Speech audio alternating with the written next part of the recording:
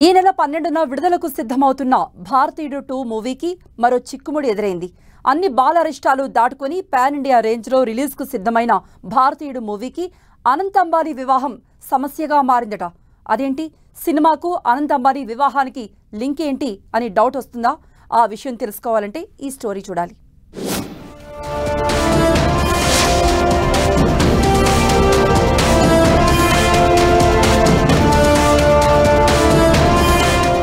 నటుడు కమల్ హాసన్ నటించిన భారతీయుడు 2 ఈ నెల 12న వరల్డ్ వైడ్ గా గ్రాండ్ గా విడుదల చేస్తామని మేకర్స్ ప్రకటించారు. కమల్ హాసన్ డైరెక్టర్ శంకర్ కాంబినేషన్ లో 1996లో వచ్చిన భారతీయుడు చిత్రానికి సీక్వెల్ గా భారతీయుడు 2 చిత్రీకరించిన విషయం తెలిసిందే.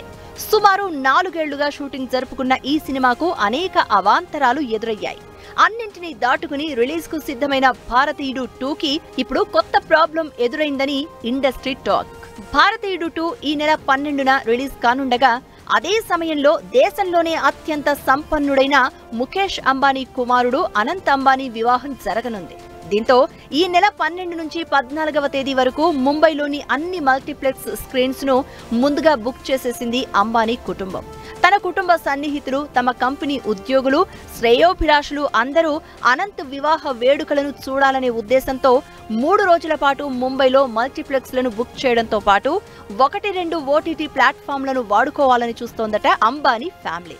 దీంతో భారతీయుడు 2కి 3 రోజుల పాటు ముంబైలో స్క్రీన్స్ దొరకడం కష్టమే అంటున్నారు.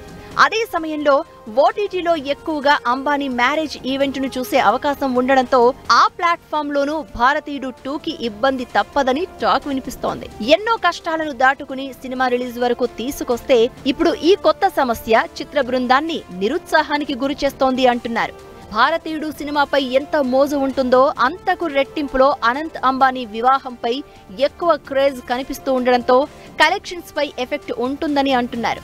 మొత్తానికి భారతీయుడికి అనంత్ అంబానీ షాక్ ఇచ్చినట్లే అని ఇండస్ట్రీ టాక్.